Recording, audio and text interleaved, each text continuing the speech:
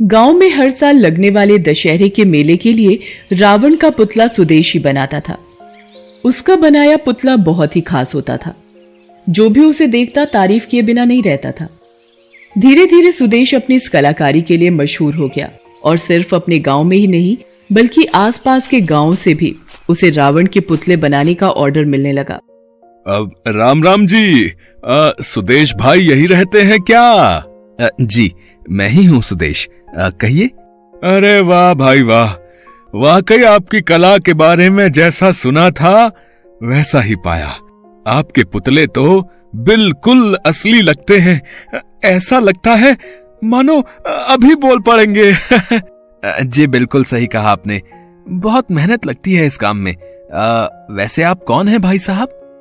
मैं वो पास के गांव से आया हूँ, बड़ा नाम सुना था आपका, तो आपकी कला देखने चला आया। बस देखने आए हैं?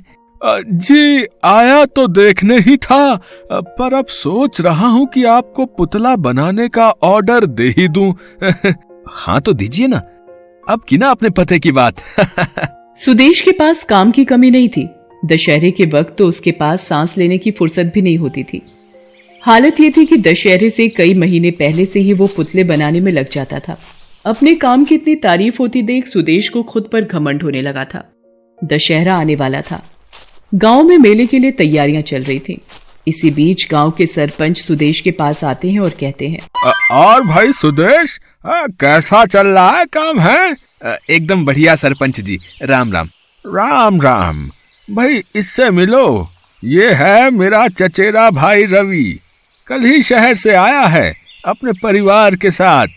इस बार दशहरा हमारे साथ ही मनाएगा। ये भी तुम्हारी तरह पुतले बनाने का काम करता है। शहर में बड़ा नाम है इसका, जैसे यहाँ तुम्हारा नाम है। राम राम सुदेश भाई, बड़ा अच्छा लगा आपसे मिलकर। राम राम। अच्छा तो आप भी पुतले बनाते हैं?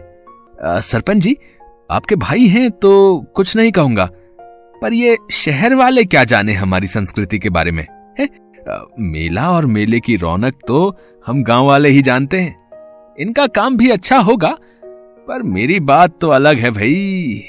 अरे ये आप कैसी बातें कर रहे हैं? शहर वाले हैं तो क्या हुआ, हम भी अपनी संस्कृति से जुड़े हैं और सारे तीज त्योहार खूब अच्छे से मनाते हैं हम भी। रही बात रावण के पुतले की, तो उसे तो जलना ही है। अरे ये क्या बात हुई, रावण है तो जलेगा ही, पर कलाकारी भी कोई चीज होती है। लगता है आप बुरा मान गए मेरी बात का। वो तो सरपंच जी ने आपकी तारीफ की तो मैंने भी सोचा कि आपको आईना दिखा दूं। यहाँ आसपास के जितने भी गांव है ना, हर जगह मेरे हाथ का बना पुतला देखने ही आते हैं लोग। दूर दूर तक नाम है मेरा। शर्त लगा सकता हूं कि मेरे जैसा रावण का पुतला कोई बना ही नहीं सकता। अच्छा जी, इतना घमंड है आपको, तो फिर चलिए लगा ही लेते हैं शर्त। हाँ क्यों नहीं, बताइए बताइए क्या शर्त लगानी है? ऐसा करते हैं, इस बार गांव के मेले के लिए हम दोनों रावण का पुतला बनाते हैं, फिर देखते हैं लोगों को किसका पुतला ज्यादा पसंद आता है। हाँ बिल्कुल, अब आपने अपनी बेइज्जती करवाने की ठान ही ली है तो मैं क्या करूं? सुदेश रवि की चुनौती स्वीकार कर लेता है। उसे पूरा भरोसा था कि उसका पुतला रवि के पुतले से अच्छा ही होगा। रवि पूरी मेहनत से अपना काम कर रहा था। दूसरी तरफ सुदेश बेफिक्र था। वो अपने पुतले पर कोई खास मेहनत नहीं कर रहा था। उसके पास पहले से जो सामान था वो उसी से रावण का पुतला बनाने लगा। कुछ ही दिनों में दोनों ने अपने अपने पुतले बना लिए। फिर दशहरे से एक दिन पहले सुदेश का एक दोस्त भागा भागा उसके पास आया। अरे सुदेश, गजब हो गया भाई। अरे क्या हुआ, कोई भूत देख लिया क्या तूने? ना भाई, भूत तो नहीं, पर असली का रावण देखकर आ रहा हूँ। है? ये क्या बकवास कर रहा है? अरे बकवास नहीं, अरे बिल्कुल सही कह रहा हूँ रे। अरे तूने बहुत बड़ी गलती कर दी मेरे भाई। उस रवि से शर्त लगाकर है, अभी उसका बनाया पुतला देखकर आ रहा हूँ। माँ कसम भाई, पुतला तो लग ही नहीं रहा। इतना बड़ा, इतना खतरनाक, अरे ऐसा लग रहा है जैसे असली का रावण हो रे। अरे तेरा पुतला तो कुछ भी नहीं है उसके सामने। हाँ ए चुप हो जा, तू मेरा दोस्त है या उसका? मेरा घर तो उस रवि के घर के ठीक पीछे ही है। ऐसा क्या अजूबा बनाया उसने जो मुझे नहीं दिखा? अरे तूने देखने की कोशिश ही नहीं की मेरे भाई। पूरे गांव में उसके पुतले के चर्चे हैं। हर कोई जा रहा है उसके घर उसका बनाया पुतला देखने। यकीन नहीं है तो चल, खुद चलकर देख ले। सुदेश रवि के घर तो नहीं जाता, पर वो छुपकर रवि के बनाए पुतले को देखने की कोशिश करता है। वो उस पुतले को देखकर वाकई चौंक जाता है। रवि ने शानदार पुतला बनाया था। वो बहुत ही बड़ा था, साथ ही रवि की मेहनत उसमें साफ दिखाई दे रही थी। मजबूती से लेकर खूबसूरती तक उस पुतले में सब कुछ था। सुदेश समझ गया था कि वो कुछ भी कर ले पर रवि से जीत नहीं सकता था। वो अपने घर की छत पर टहल रहा था। रवि का बनाया पुतला इतना ऊंचा था कि उसे अपनी छत से भी दिखाई दे रहा था। पुतले को देखकर सुदेश का पारा चढ़ गया था और वो गुस्से से बोला, नहीं, मैं इतनी आसानी से हार नहीं सकता। मेरा नाम खराब हो जाएगा। चाहे जो हो जाए, मैं उसे जीतने नहीं दूंगा। कुछ तो करना ही होगा मुझे। सुदेश दिमाग लड़ा ही रहा था कि तभी उसे आंगन में अपना 7 साल का बच्चा अमित पटाखे जलाता दिखाई दिया। अमित पटाखे को अपने हाथ में लेकर जलाने की कोशिश कर रहा था। ये देखकर सुदेश की पत्नी ने उसे डांटा और गुस्से से बोला, अमित क्या कर रहा है ये? पागल हो गया है क्या? तेरा हाथ जल गया तो? आग से कभी भी नहीं खेलना चाहिए। वो सब कुछ जलाकर खाक कर सकती है, समझा? किरण, बिल्कुल सही कहा तुमने। आग ही है जो सब कुछ जला सकती है। सुदेश को तरकीब सूझ गई थी। वो रात के अंधेरे में रवि के घर में घुसा और उसने चुपचाप रवि के बनाए पुतले में आग लगा दी। लेकिन वो भूल गया कि दशहरा अगले ही दिन था, इसलिए रवि ने पुतले के अंदर काफी सारे पटाखे लगा दिए थे। पुतला दशहरे के मेले के लिए तो तैयार था, लेकिन घर के आंगन में जलने के लिए वो बहुत बड़ा और खतरनाक था। पुतले के साथ साथ उसके अंदर के पटाखे भी जलने लगे।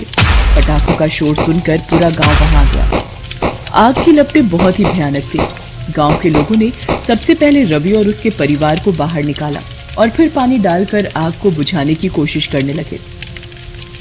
इतने में पुतले के अंदर लगा रॉकेट जलता हुआ सीधा सुदेश के घर पर जा गिरा। सुदेश के घर पर पुतले के अंदर भरने के लिए काफी सारी सूखी घास रखी हुई थी।